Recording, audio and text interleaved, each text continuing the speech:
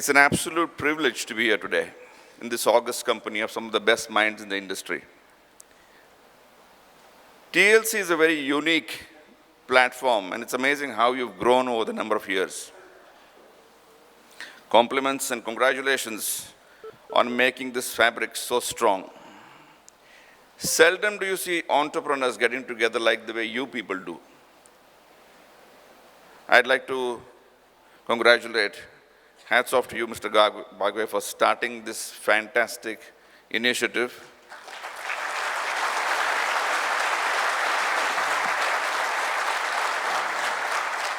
I'm sure you take great pride in what has happened.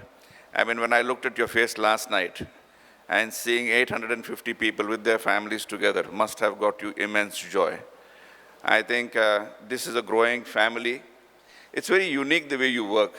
I find it very surprising when he says there's no office, there's no staff, there is no registration, there is no nothing. So everybody works as a volunteer. I haven't seen this before ever, and I wish you all the very best for this.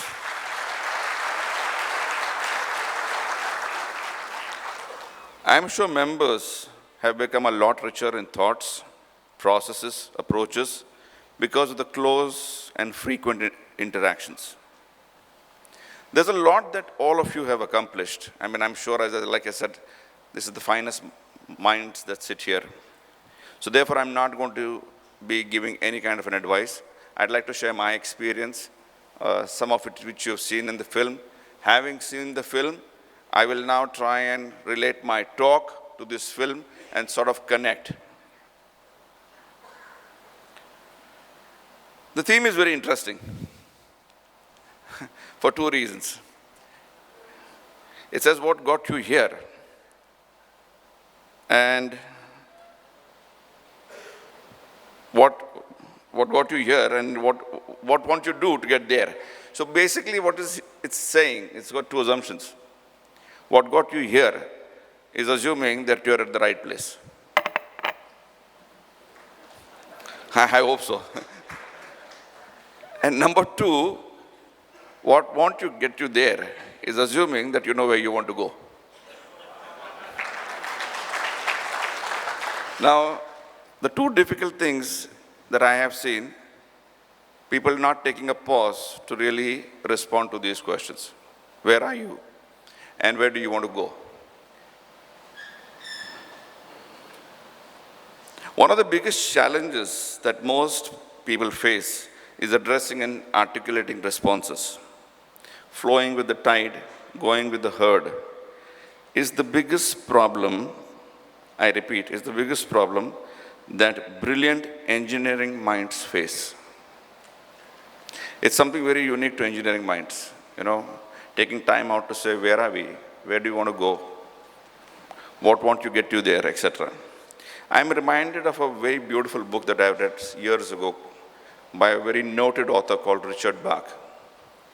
He says, you will see yourself answering differently to the same set of questions as you move in life. Who, what, where, when, how. Same set of questions you ask yourself 5 years before, same set of questions you ask yourself 5 years from now, and you will see different answers. I think this theme today is more or less very similar. The best way that I can connect today to this theme, here and there, which are two words that you will hear many times today from me, because it's very interesting. See, every company goes through a lot of turning points. And I'd like to relate my here and there in a few turning point incidences. So my first year started in 1992, where we conducted a market research to do camshafts. There was only one camshaft manufacturer in India. We thought there was space, etc., etc.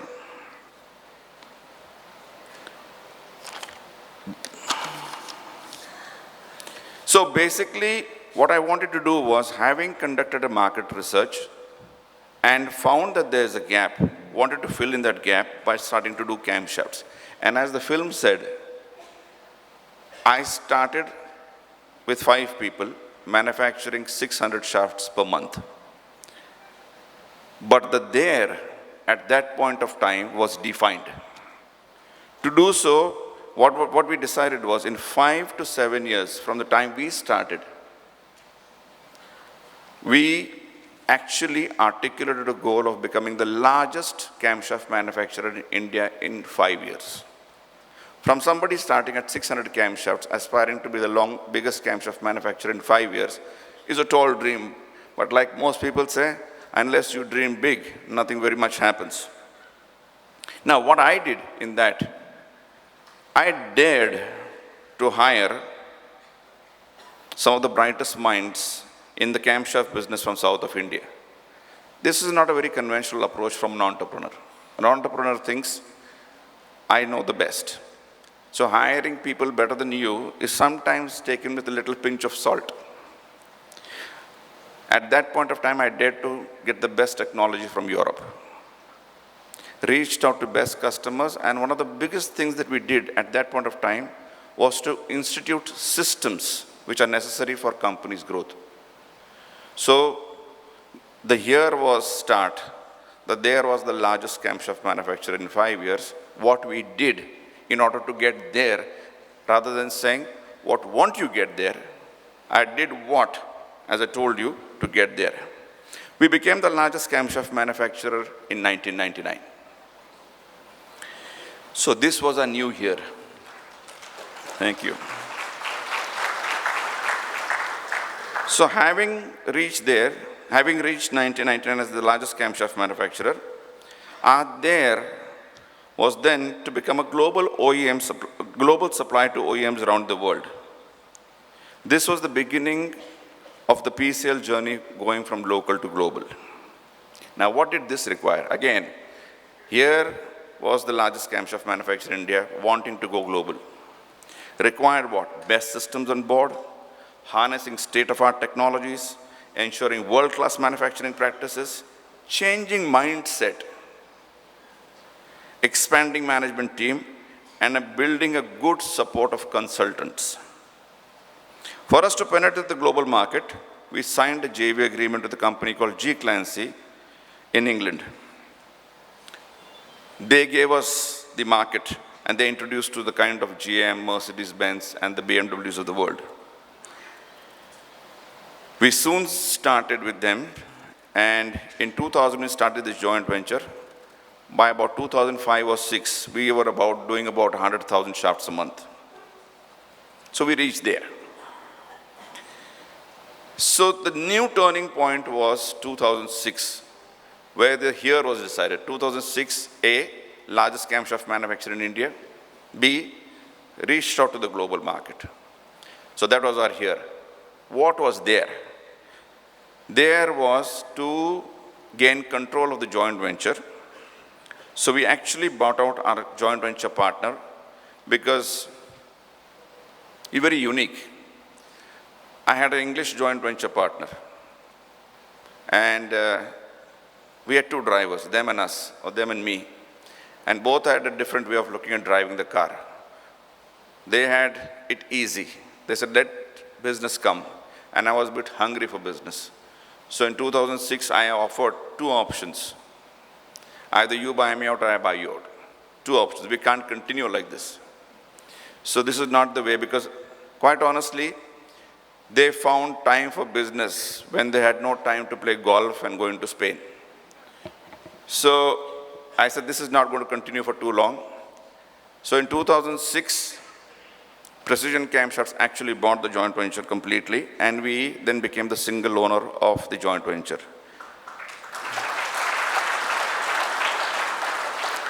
Now, this was the year, 2006. Again, what happened after that? It's very unique. If you look at PCL, in 2006, with the help of the joint venture, we were doing 100,000 shafts per month. I'm taking you fast forward to 2018, 10 years after the departure of the joint venture. We grew from a company manufacturing 100,000 camshafts to 1,000,000 camshafts a month, minus the joint venture. So it only proves that Indian companies on their own, if they wish to, can achieve wonderful things.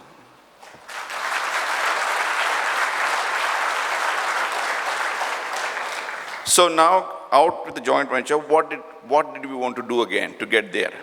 This necessitated a lot of changes. One amongst the most important thing was to institute a conservative financial approach. Okay, you get the management team, harnessing the best technologies, best manufacturing practices, etc., etc., etc. Somewhere along the line, most engineering minds don't look at the finance. We decided to have a very conservative approach. One of the most important things was we decided PCL would be driven singularly by one sacrosanct document called balance sheet. No other measure of performance would be as sacrosanct as a balance sheet. So that is what drove us. So in 2015, again a turning point was here. We were manufacturing chilled cast iron camshafts. That was what the globe wanted. We became probably the second largest in the world by then. We had gained about 9% global share, and we were growing extremely well. Orders were coming in, but we decided to take a pause. You know, the orders that came in and the way things were going on should have been reasons enough to blind us that go ahead, the stream is just flowing, everything is going wonderful. I decided to take a pause. I said, come out. This going is too good, and it will not last. For some reason, I felt that this is just too good, and something is not going to happen, or something is going to go wrong probably sooner if we don't take corrective actions. So here was the here now. Everything going good. We decided to take a pause. Two questions came up in our mind in the internal deliberations. One, why don't we get away from camshafts and start looking at other products? Two, why don't we start looking at getting technologies to manufacture camshafts? You know, at one point of time, chilled cast iron was the answer to everything. Then people said, no, SG iron is a good choice. People then came and said, hybrid is a good choice. People then said, assembled camshafts is probably the new wave, etc. So customers started looking for different options. We then said, all right, diversification of product portfolio or get all technologies. In 2 years, Precision, through various initiatives, got all 4 technologies under one roof. So what did this mean to us and to the customer? To us and the customer, it was simple. Precision Camshaft became the only company in the world to house all technologies for manufacturing camshafts, under one roof. I don't think there's any company even today that can boast of saying that we have all, either they're a ductile iron manufacturer, assembled, etc. We can offer the customer a choice of product that he requires. So I think that for us was a major change in our thought process. Coming out and saying, going is good. Guys, let's sit back. The wave is not going to go continuously. So before it hits us, today, because of this strategic move, we are now able to offer our products to different kind of class of customers. For example, had we been in chilled cast iron, we may have lost a lot of European market because the European market shifted to assembled and hybrid. A lot of people in Japan are using SG iron. So I think the conscious decision to sort of look at getting all the technologies under one roof was a wise one in many ways.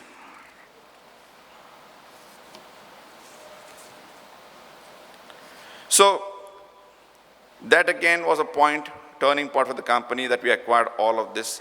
Now then 2016 was again a year situation for us. What now? So we said, okay, we've got all technologies. should we now start looking at manufacturing different products? Internal deliberations again. I said, how long are we going to continue to build factories?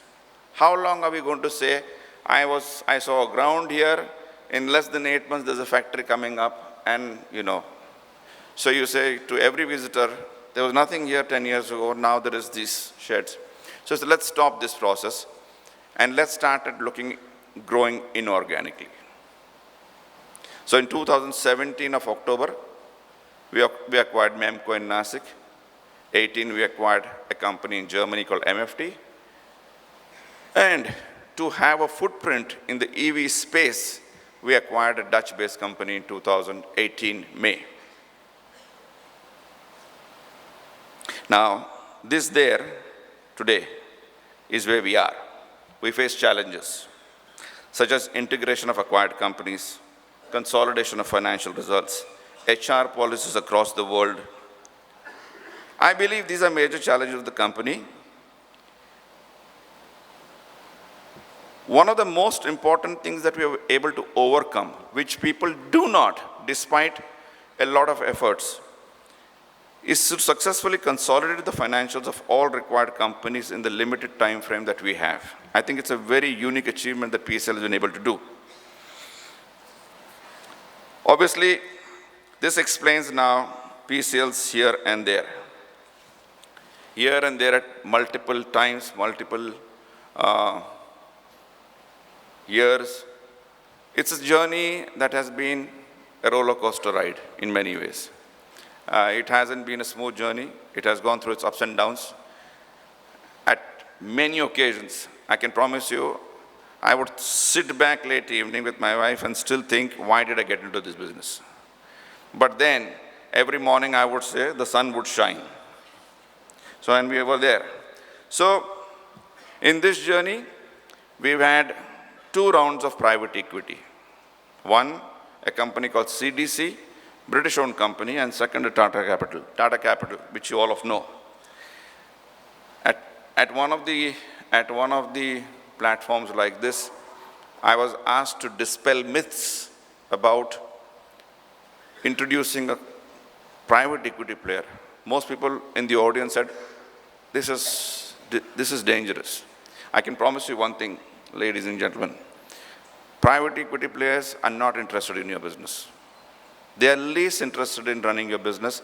They're least interested in your technologies. They're least interested in the way you do things.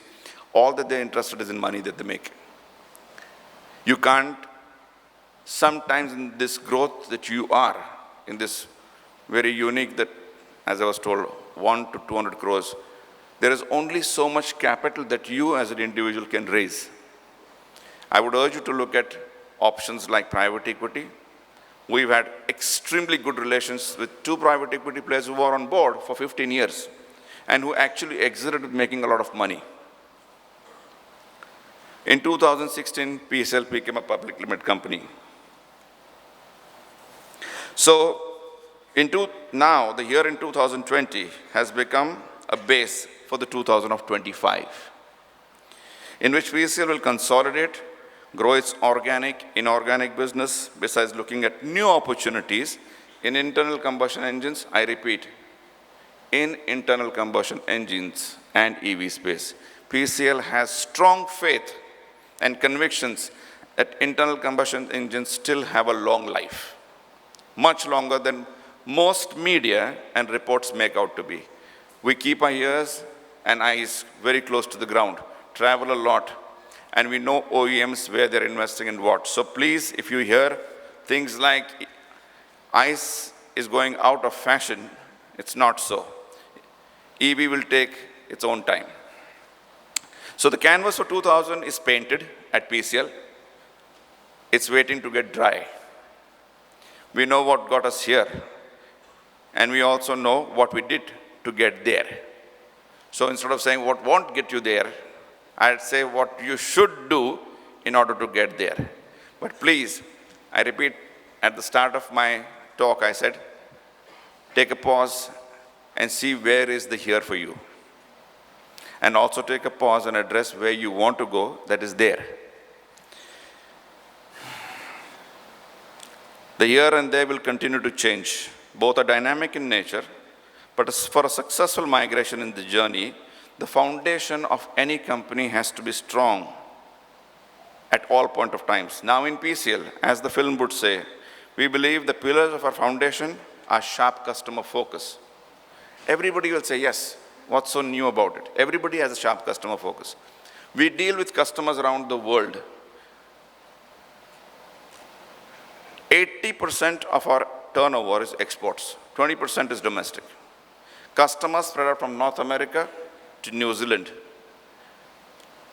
When I say customer focus is sharp, we respond to a customer complaint in less than 24 hours. That's the history of PCL in 15 years.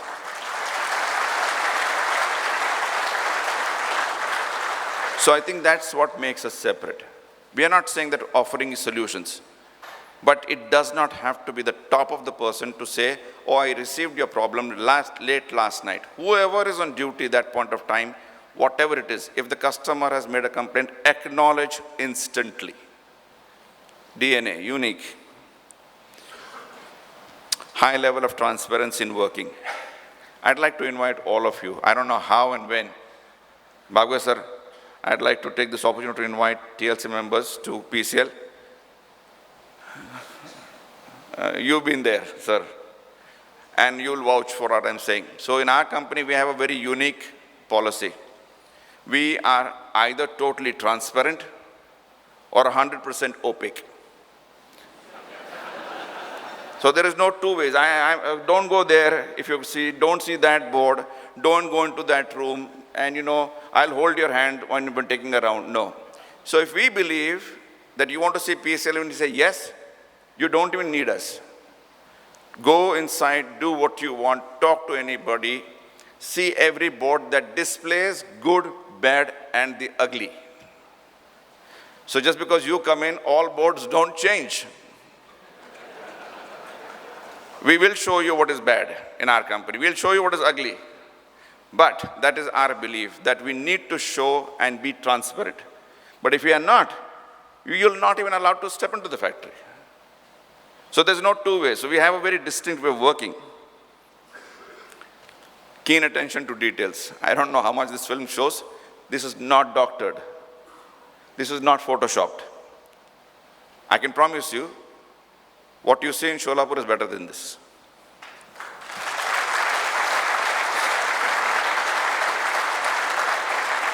So we have keen attention to details, whichever way you want to put. God or devil lie in details. So one of the two things you've got to believe and work on. Process-driven and standardization. We have raised the bar of being process-driven and standardization to a level that you may think it's fanaticism. It's actually fanaticism in the company that how much can you standardize and be process-driven. We believe that we as people need to be off. Let the process and standardization take over the controls. High level of discipline, housekeeping, and above all, conservative financial approach.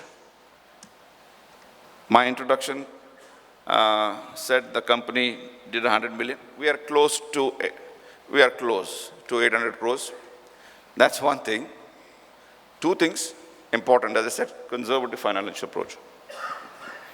This company, fairly healthy, little over 20% EBITDA. Most importantly, we are a debt-free company.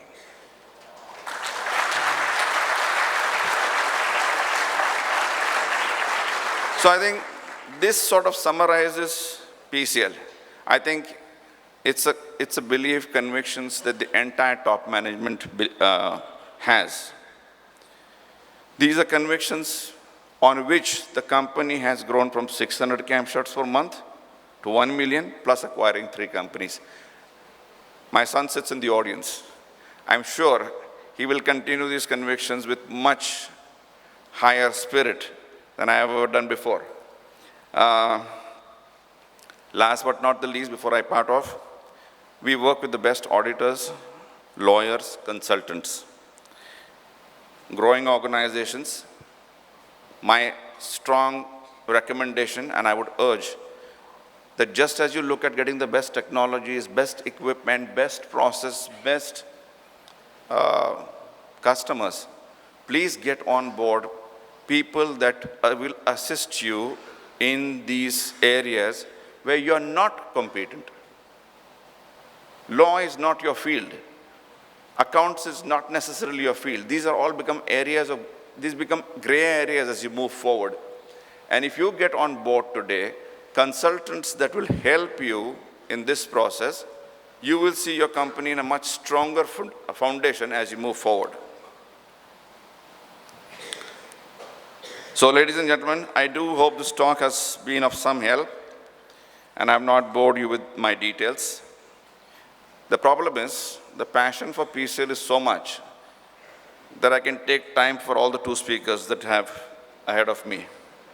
But I'll take a pause here.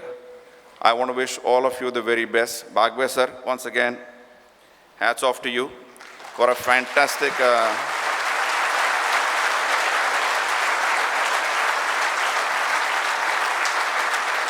my wish is this family continues to grow under your leadership, and I'd like to again take this opportunity to invite the TLC to PCL. Hopefully someday we see you in our plant in Sholapur. Thank you very much for having me. Sir, just a minute.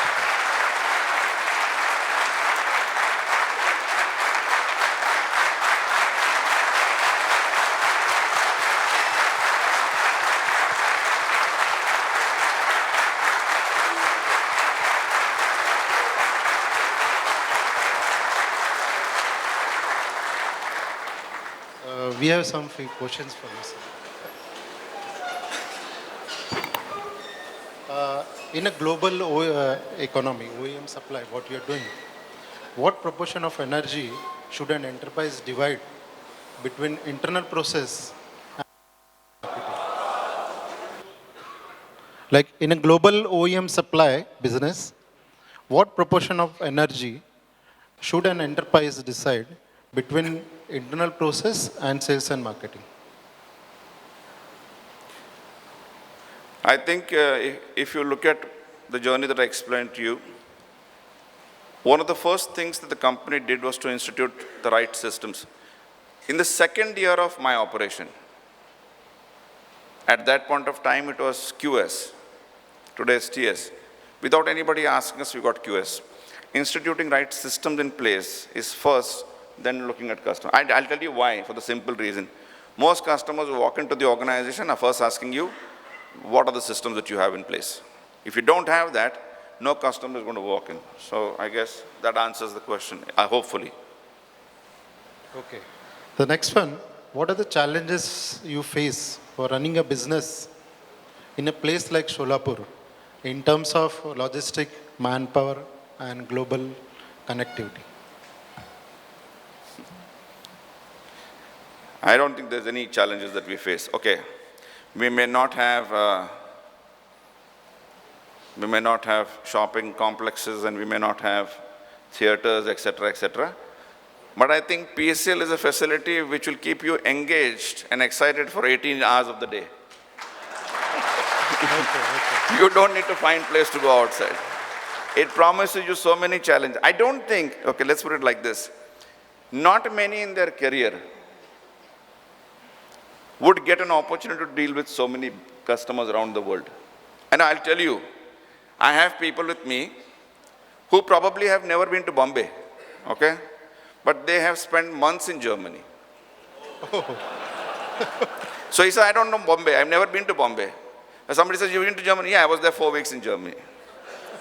So the challenges are enough, and they overshadow what we don't have in Sholapur. Sholapur is a beautiful place. Oh, that's great, sir.